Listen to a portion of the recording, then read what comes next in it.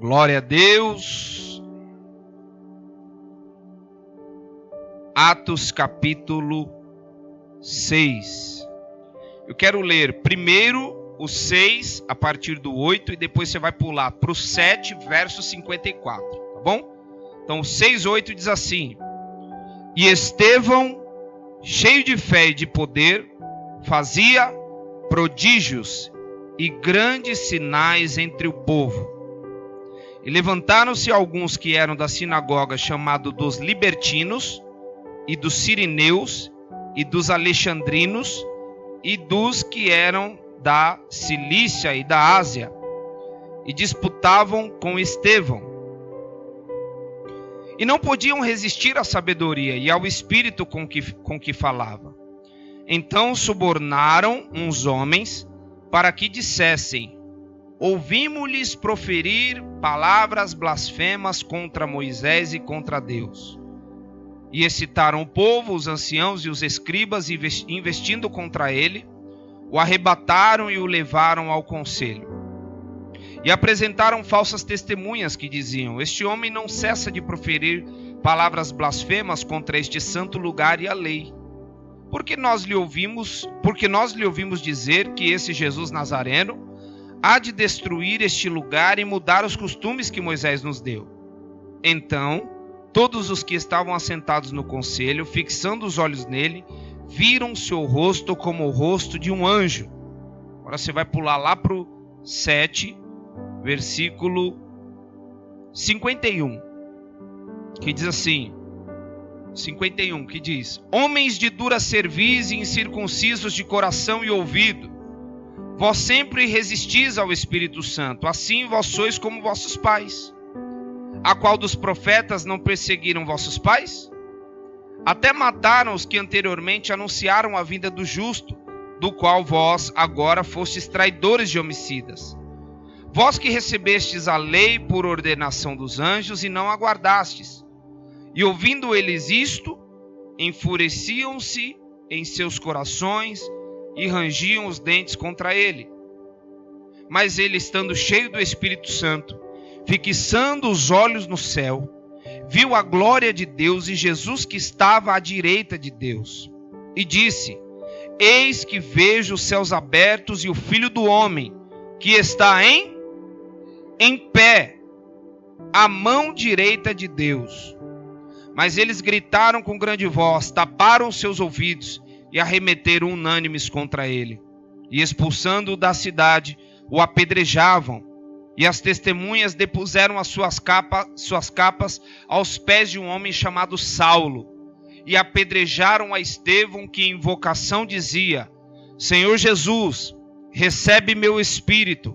E pondo-se de joelhos, clamou grande voz: Senhor, não lhe imputes este pecado. E tendo dito isto, adormeceu. Amém? Tome teu assento em nome de Jesus. Glória a Deus. Vou pedir para que você se antene nessa palavra, porque Deus falou ao meu coração sobre alguns aspectos aqui do livro, do texto que nós lemos, né? E para quem não conhece a história de Estevão, Estevão foi um discípulo, mas não um discípulo direto de Jesus, né? O mesmo livro de Atos, capítulo 6, fala da instituição dos diáconos. Isso é pós-ressurreição. E essa instituição de diáconos, só para que você entenda, está também proferida no capítulo 6 de Atos. A instituição, ela nasceu por uma necessidade. Eu quero abrir um parêntese para te falar algo aqui. Instituição de hierarquias nascem por necessidade e organização. Mas fora esse interesse, todos nós somos enxergados por Deus igualitariamente. Sabia disso? Então tem gente que fala assim: o pastor é cobrado mais que eu. Não é. Porque o pastor, ele está numa posição de organização.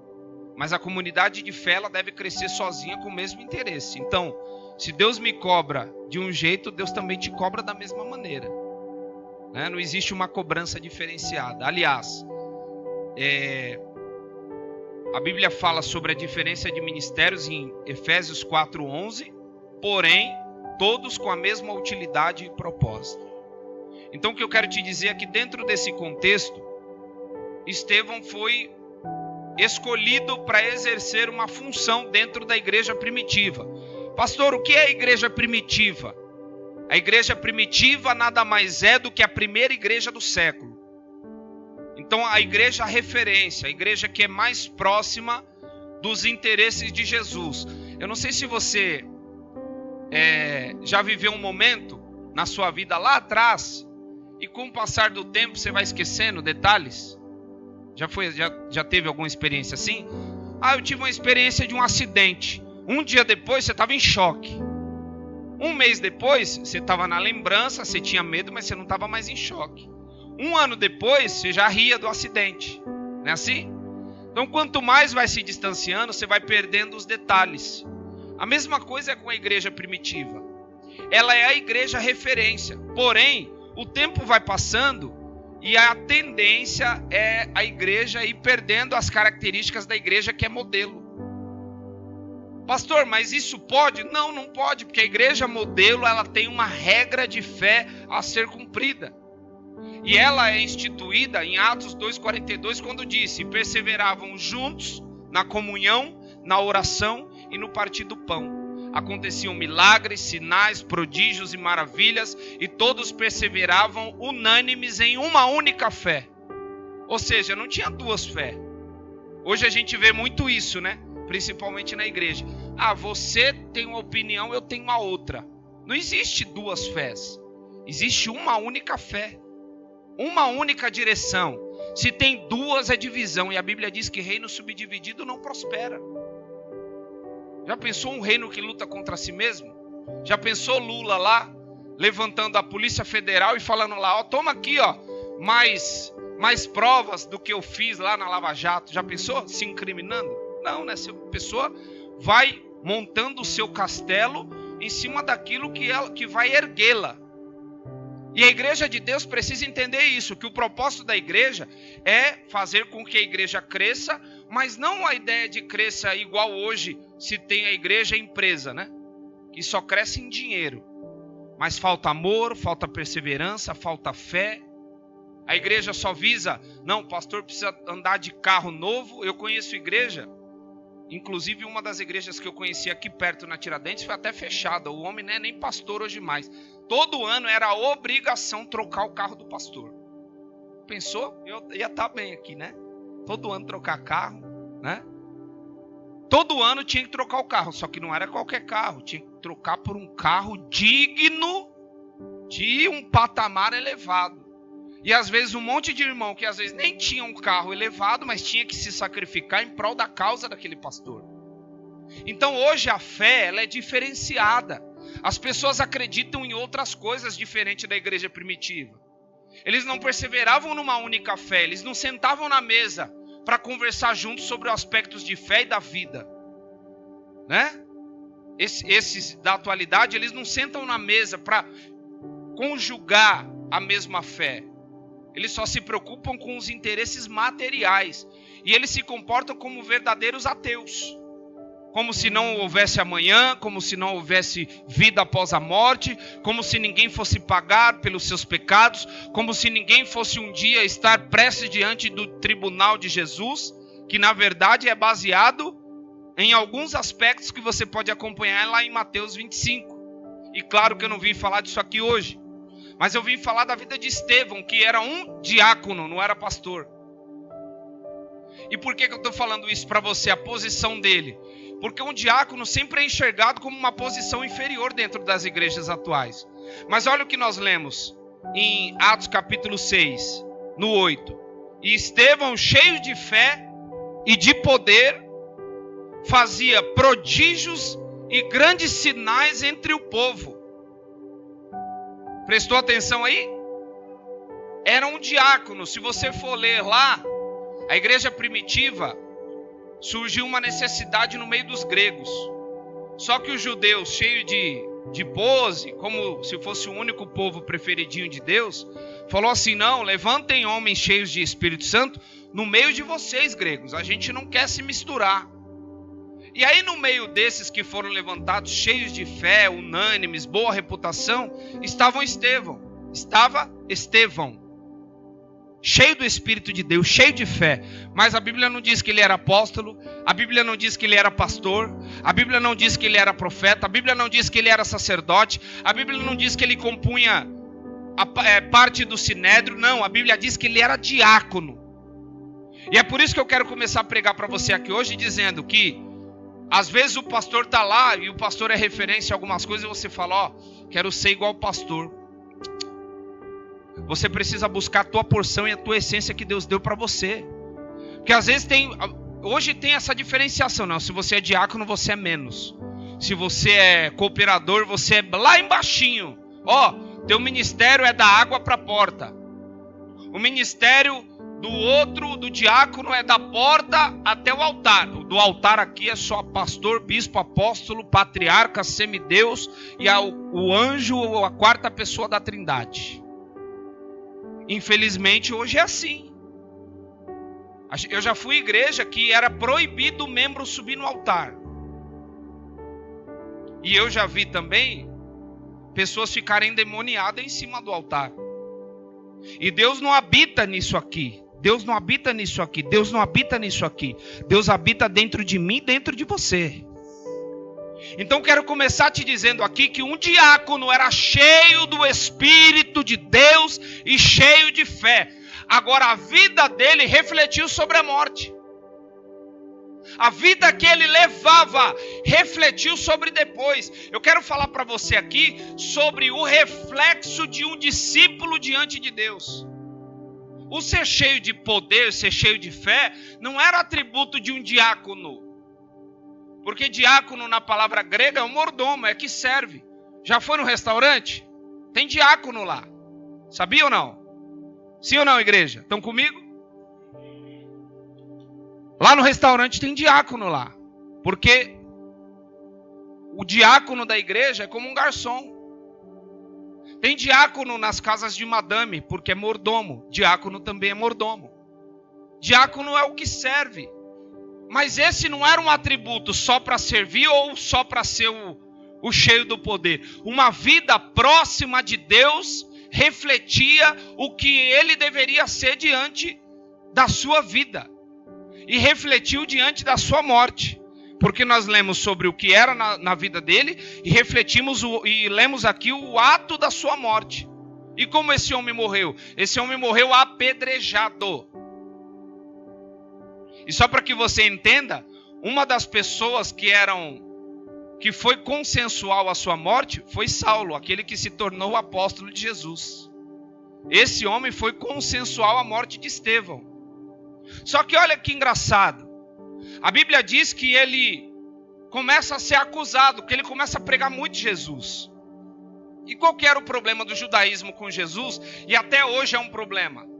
É porque com a pregação sobre Jesus, o Nazareno, que ele cura, que ele liberta, e que a lei de Moisés foi cumprida, ficou para trás em alguns aspectos, enfraquece aquela ideia de que a lei de Moisés tinha que ser perpetuada.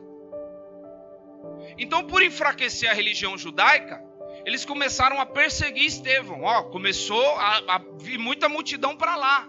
O que a religião judaica perdia? Dinheiro, poder, influência, aliança estatal. Aliança com Roma não tinha como mais permanecer por causa da pregação do evangelho de um homem. Hoje tem muita igreja que leva a política para dentro dela, mas você quer enfraquecer um poder político corrupto? Prega o evangelho. Quer enfraquecer um poder político que é sujo? Prega o evangelho. Ninguém está preparado para esse tipo de mensagem nos dias de hoje. Porque hoje em dia tem um político ali que ele pode fazer algo por você e ele vai dar uma doação, aí a igreja toda, traz até para o altar, prepara um banquete para o político. Irmão, eu quero esses caras longe de mim. Não é porque a gente é apartidário, muito pelo contrário, vira e mexe a gente está recorrendo, né, pedindo ajuda, nunca chega, mas estamos indo, bate na câmera, vai lá, leva uma pauta, leva Mas, porque a gente é cidadão comum, mas trazer para a igreja é um erro. Então como que esse poder do judaísmo, que era mais político do que religioso, como que ele era enfraquecido? Como homens como Estevão pregando o evangelho. Jesus, o justo, que foi morto injustamente por vocês, vai destruir a ideia do templo e vai invalidar a lei de Moisés, porque agora nós vivemos pela graça e o poderio do evangelho de Jesus Cristo. Contra isso aqui não tem nenhum tipo de poder. O poder do evangelho. E aí ele começa a pregar. Por quê? Eles começam a armar um complô, Rian. Eles pegam dinheiro, colocam no bolso de um maracuteio lá e falam, fala que você ouviu ele falando sobre blasfêmias contra Moisés. Fala que você viu para a gente ir contra ele. E é o que acontece. E existe uma lei, até hoje, para quem segue de maneira ortodoxa, que foi contra a lei de Moisés, claro. Hoje não tem como apedrejar mais, mas na época, eles, foi contra a lei de Moisés, apedreja. A lei diz para apedrejar, então apedreja. Então, por causa desse complô, o que eles fizeram? Manda apedrejar. Vai ser executada a lei, porque ele não vai dar mais problema para a gente, não vai enfraquecer o nosso poder mais. Só que a Bíblia diz, eu não li os versículos que você acompanhar até o versículo 50, que foi o que nós não lemos, do capítulo 7, pode ler lá. Estevão começa a pregar, dizendo, os vossos antepassados foram castigados no meio do deserto. E sabe por quê? Por causa que eram duros de coração. E vocês são iguais aos vossos antepassados. Vocês vivem no templo, mas vocês não praticam a essência do templo. Vocês falam muito de Deus, mas ficam longe de Deus. Em outras palavras, ele estava dizendo que a cultura egípcia, dos vossos ancestrais que foram tirados da escravidão e que precisavam mudar uma cultura, ainda perpetuava de maneira diferente. Agora numa nova escravatura, agora de uma nova maneira escravocrata. E essa maneira fazia com que eles rejeitassem o que era de verdade. E aí Estevão prega contra eles, dizendo, olha, vocês têm um coração duro e vocês são reprovados diante de Deus. E dito essas coisas, depois de pregar tudo, depois eles olharam para Estevão e ver o rosto dele brilhando como um anjo, mesmo assim isso não convenceu eles a arredar o pé. Porque quem está convencido da maldade não adianta a experiência. Ele vai continuar na maldade. Às vezes tem pessoas aqui que passam por aqui, às vezes vê Deus curando, vê Deus batizando, tem uma experiência magnífica, falam, o culto foi cheio da presença de Deus, mas no dia mau, quando for corrompido no seu coração, vai se esquecer da experiência. Por isso que todo dia não é dia da experiência. Tem dia que é o dia da obediência. Tem um dia que é o dia da renúncia. Tem um dia que é o dia de falar, Deus, eu não quero ter o coração duro, mas eu quero reconhecer o que o Senhor quer de mim diante da tua presença, em nome de Jesus. E às vezes a gente está no novo modelo. E o novo modelo é igreja clube. Eu vou lá fazer, sentir paz um pouquinho. E esses dias eu falei, tem 3 maneiras de você receber Deus.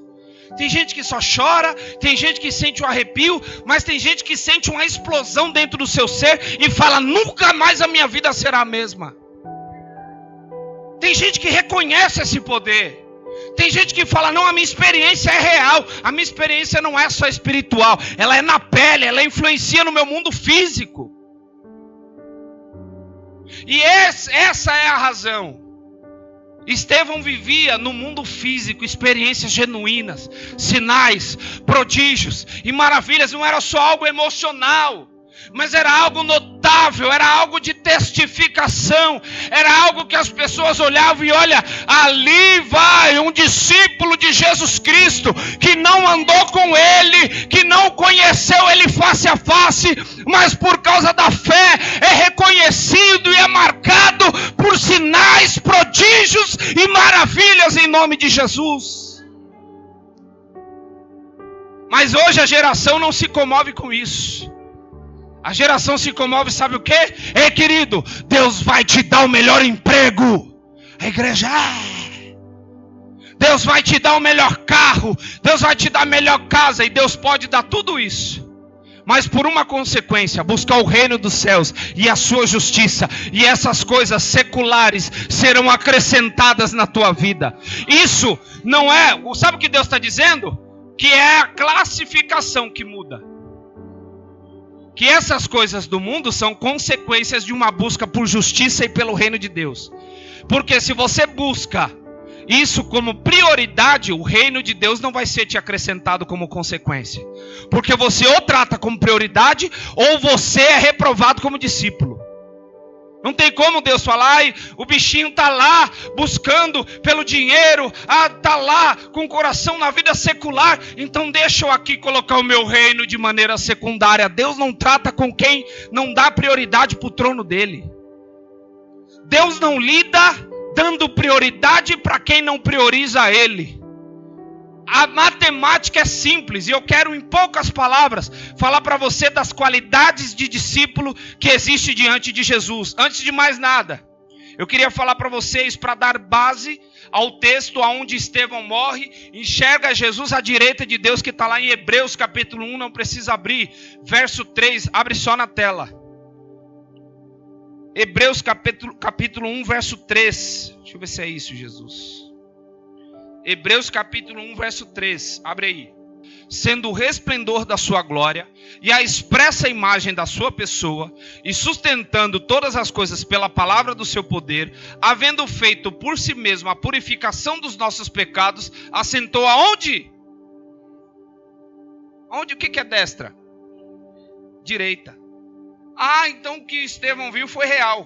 Quando ele estava morrendo, ele olha e viu que, olha, eu estou vendo. O povo não viu, tá? Quem via era ele, e ele reproduziu nas palavras. Ele sendo apedrejado, e ele olhou para cima dizendo, ei, eis que vejo o Cordeiro de Deus que tira o pecado do mundo. E ele está sentado à mão direita de Deus, à destra de Deus. E agora ele não está sentado. A diferença é que ele está em pé, olhando para mim. Sabe o que eu entendo? Existem situações diferentes que Jesus atua com discípulo para discípulo. E eu quero mensurar para vocês aqui, só para vocês terem uma ideia. Ó, a postura de Jesus diante dos seus discípulos, ela muda, viu, Joseph? A postura muda, Sérgio. Jesus muda de discípulo para discípulo. Por quê? Jesus não é simplesmente um quadradão que está lá esperando a adoração e acabou e não está nem aí para a sua vida. Não, Jesus é relacionamento. Jesus está preocupado se você está preocupado com ele também. Mateus capítulo 4, do 18 ao 22, a minha Bíblia diz que Jesus chama quem? Chama quem? Abre lá, vamos ler rapidinho. 4:18. Então pera aí. Existem os mais fracos, que Jesus trata com fraqueza. Entendeu não? Sim ou não? Então os mais fracos, os discípulos que são lá. Tem discípulo que é assim. Ô Rian, eu estou na prova, você ora por mim? Entendeu? Tem discípulo que não sabe reconhecer a voz de Deus. Então ele baseia a sua fé na fé do irmão. Então o Rian tem fé. Aí eu preciso me basear minha fé na do Rian. Então Jesus se colocou como alguém, trazendo as pessoas para se basear na fé dele também. A Bíblia diz que ele é autor e consumador da fé, sim ou não? Porque ele veio cumprir o ministério de Melquisedeque. Melquisedeque era um sacerdote. Melquisedeque está linkado com a ideia de Abraão, né? Um ministério na época, né? Lá o rei de Salém, enfim, etc e tal. Então Jesus, autor, consumador da fé. Então se ele é autor da fé, ele tem fé, sim ou não? É estranho falar, né? Jesus tem fé. Mas Jesus tem fé. Porque para cumprir a chamada dele, a fé dele foi colocada à prova, sim ou não? Lembra lá de Mateus capítulo 26, versículo 36 em diante, quando ele está no Getsemane? Aí ele fala assim, Deus, se possível, passa de mim esse cálice. Porque a fé dele foi colocada em xeque, mas acima de tudo não era mais emoção, era obediência. Pegou? Não era mais emoção, porque a emoção às vezes está baqueada mesmo. A emoção dele estava tão baqueada que ele suou sangue. Só que ele falou assim, ó, só que o que prevalece aqui não é a minha emoção, é a obediência. Seja feita a tua vontade, não a minha. Tem gente que não está preparado para esse evangelho, irmão. Então tem pessoas que se baseiam, olha lá. E Jesus andando junto ao mar da Galileia viu dois irmãos. Quem era? Chamado Pedro e quem? E lançava a sua rede ao mar porque eram? Versículo 19. E disse-lhes, vinde após, e eu vos farei pescadores de homens. Entendeu? Eles não estavam prontos. Eles eram alguém fracos ainda. Eles não tinham a base. Pastor, mas eles eram judeus. Tá, mas a base da fé cristã não tinha. Então Jesus fala, ei, vinde após mim, e eu vos farei pescador de homens. Eu vou fazer. Em outras palavras, tem discípulo que é igual, Simão e André no início da caminhada. Está lá na rotina da vida. Está lá trabalhando no seu ofício natural. E aí Jesus vem justamente porque ele lida com ocupados e não desocupados. Pegou também? Jesus não vai no desempregado falando, olha no texto se Jesus chegou em alguém que estava mendigando e falando assim, vem ser meu discípulo. Vem andar comigo. Para esses ele curava. Para esses ele dava o pão. Para esses ele alimentava. E se quisesse seguir, podia seguir no meio da multidão. De maneira ali, ligado a Pedro, ligado a André, ligado a Natanael. Podia até estar ligado aos codiscípulos. Mas Jesus escolhe 12 para andar com ele e acabou. Agora procura no meio dos 12 se alguém era desocupado. Sabe o que Deus está dizendo aqui? Às vezes eu dizer, não posso, não dá. Ai, está corrido. Jesus está te chamando. E Jesus não lida com desocupados. Jesus lida com quem é ocupado mesmo. Ele lida com pessoas dispostas. Ele lida com pessoa que tem disposição. Ele lida com gente que tem probabilidade de assimilar e seguir. Ele não vai chegar para uma pessoa que tem deficiência intelectual e vai falar, me segue. E às vezes quem é deficiente intelectual não vai entender. Então ele trabalha de maneira cognitiva. O chamado é simples, o chamado é humano. E tem muita gente rejeitando o chamado de Deus, porque não entende que o chamado é consequência de uma vida de discipulado. Entendeu ou não? Entendeu? Chamado é consequência de uma vida de discipulado. Às vezes tem gente aí com desejo de fazer a obra, mas ainda não é discípulo. Quando você começar a andar com Jesus genuinamente, verdadeiramente, você vai entender a questão do chamado. E posso contar um testemunho para vocês em 1 minuto? Eu entendo que no meu caso, que vim da drogadição, que vim das ruas, que vim do meio da bagunça, eu entendo que para mim ou era chamado ou era voltar para o mundo de novo. Porque pessoas como eu, ou é útil 100% na mão de Deus, porque não dá para ser 30% útil. Uma pessoa que se lançou a vida toda na vida errada, igual eu lancei um dia, agora ou é a minha vida toda diante de Deus, ou nada na mão de Deus. Ou era tudo ou nada. E Deus lida com algumas pessoas assim. Ou é tudo ou nada. Sabe por que tem muita pessoa que ainda tropeça no meio do caminho? Porque não assimilou, quer se doar 30% para Deus, quer se doar 20% para Deus, quer se doar 15% para Deus, quer se doar 8% para Deus e ainda quando sobrar tempo. Irmão, Deus não é alguém para você classificar na última posição de prioridade. Ele é o Senhor, Ele está sentado à direita de Deus, Ele é a majestade, Ele é rei, Ele não é consultor para você consultar só nas horas vagas ou na hora que você precisa. Ele é o Salvador, Ele doou a vida para você, então é necessário doar a vida para Ele em nome de Jesus. Oh, aleluia! Então os primeiros crentes estão na mão de Jesus. Deus vai fazer por vocês. O segundo crente, os primeiros discípulos, são alguém que está nas mãos de Jesus. Os segundos discípulos, a segunda etapa dos discípulos, a segunda classificação, é o Jesus dos fracos. Então está lá, dando os primeiros passos. Ó Jesus, eu estou aqui, eu estou exercendo a fé, mas no meio do caminho vem a dúvida. Pedro teve dúvida. E aí por causa da dúvida ele começa a afundar. Assim acontece com algumas pessoas. Elas entendem o chamado de Deus, elas entendem que elas têm que ser discípulas de Deus, só que no meio do caminho, não, eu acho que eu preciso ir para Harvard. Do dia para a noite, ZL monstro, né? ZL de berço, tá lá, vida comum, Aí do nada Deus chamou, aí se sentiu importante um pouquinho.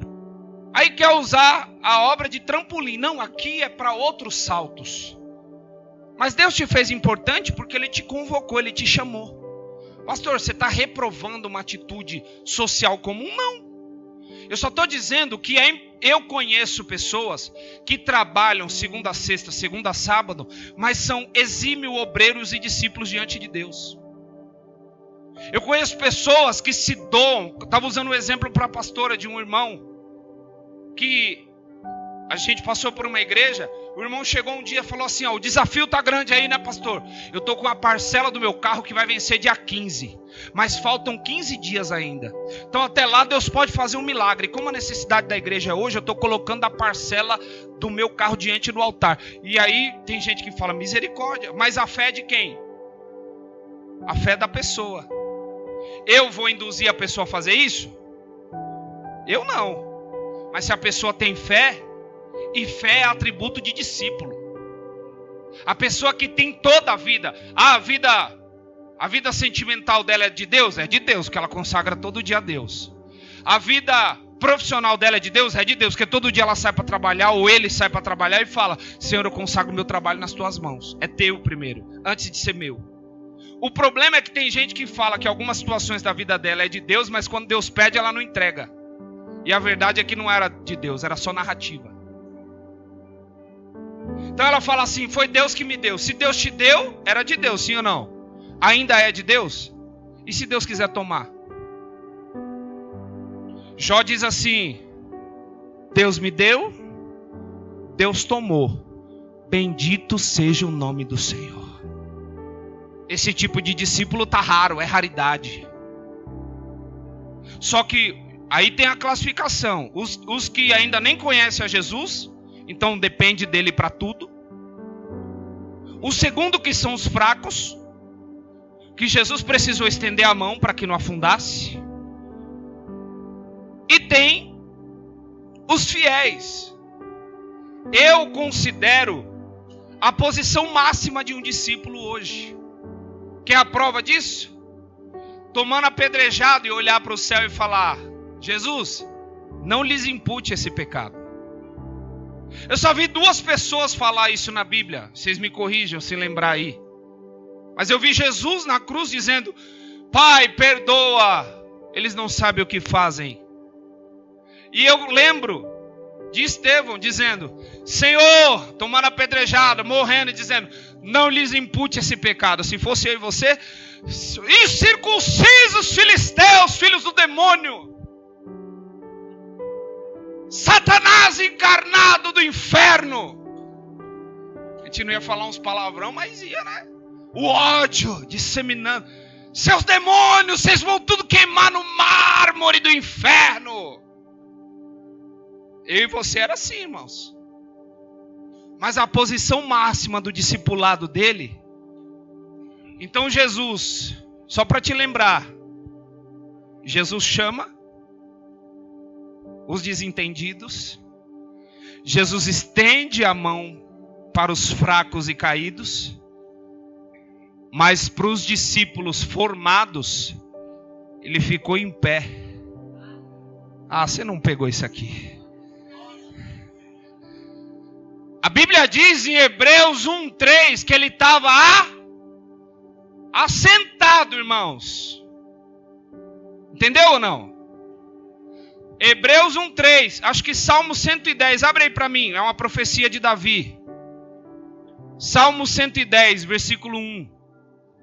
Só para você entender, você não achar que eu estou falando coisa de mim, ou besteira, ou invenção, ou criacionice. Disse o Senhor ao meu Senhor, disse o Senhor ao meu Senhor: assenta-te à minha mão direita, até que ponha os teus inimigos por escabelo dos teus pés. Isso aqui é uma profecia no livro de Salmo. Antes de Jesus vir à terra, algumas profecias foram proferidas por intermédio de profetas, reis e afins. Salmo 110 está dizendo de algo futurístico, que é, disse o Senhor ao meu Senhor: assenta-te à minha mão direita, do meu lado direito. falando de Jesus. Aí nós lemos Hebreus 1:3, que diz o quê?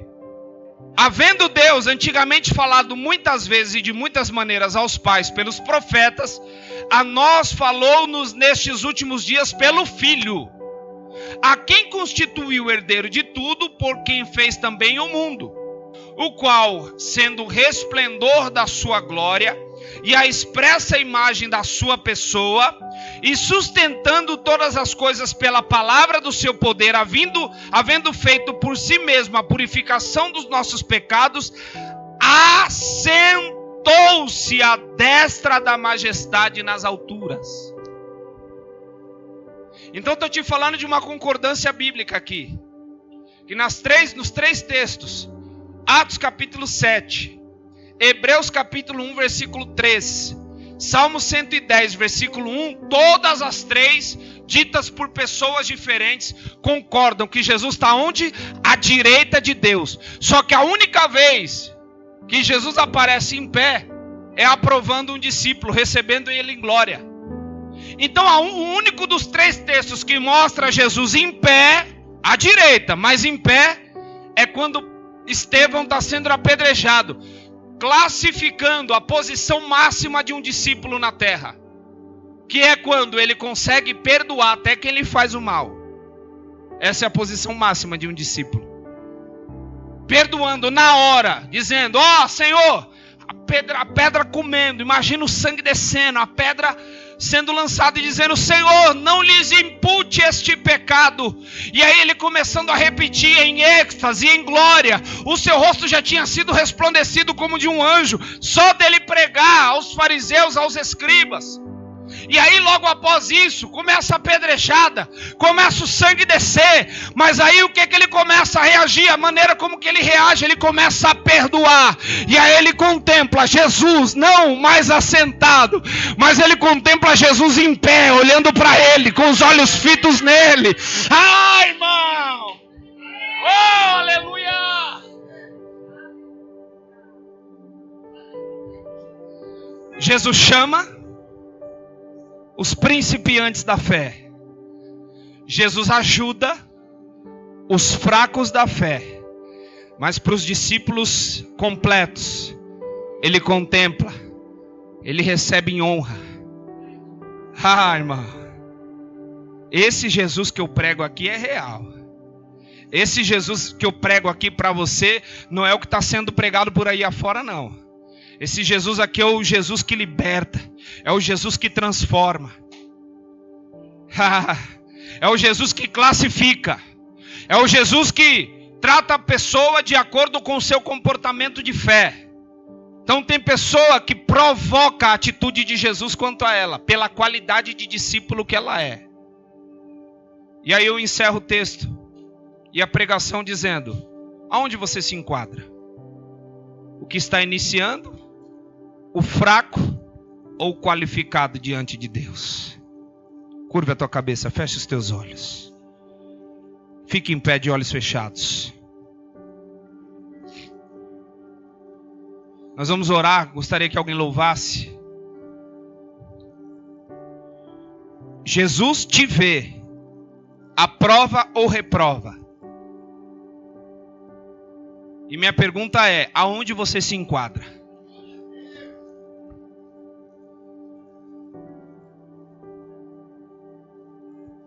Às vezes as pessoas pensam que ser da igreja, eu vou na igreja, eu canto, eu ouço a palavra e está tudo certo. Jesus não te chamou para cantar na igreja e para ouvir palavra. Jesus te chamou para andar com Ele. E na hora que você não estiver na igreja, Ele andar contigo. Essa é a diferença. Aí você vai hoje aí, o pessoal centraliza. Não, Jesus está quando você estiver aqui. Lá fora você está sozinho. Não, Jesus está com você, irmão. Aonde você estiver, onde você abrir a boca e dizer: Jesus, fica comigo. Jesus, sê comigo. Jesus, anda comigo. Jesus, me fortalece. Jesus, me dá a mão. Jesus, entra comigo aqui nessa dificuldade. Jesus, passeia comigo aqui, Senhor, me fortalecendo aonde eu preciso passar. Em nome de Jesus, começa a orar com Deus. Começa a falar com Deus. Levanta a tua mão para o céu aí. Eu quero orar para que o mesmo espírito de Estevão alcance algumas pessoas dentro da igreja. Rabai Yosef andará. Começa a falar com Deus aí. Começa a falar com o Espírito Santo de Deus aí.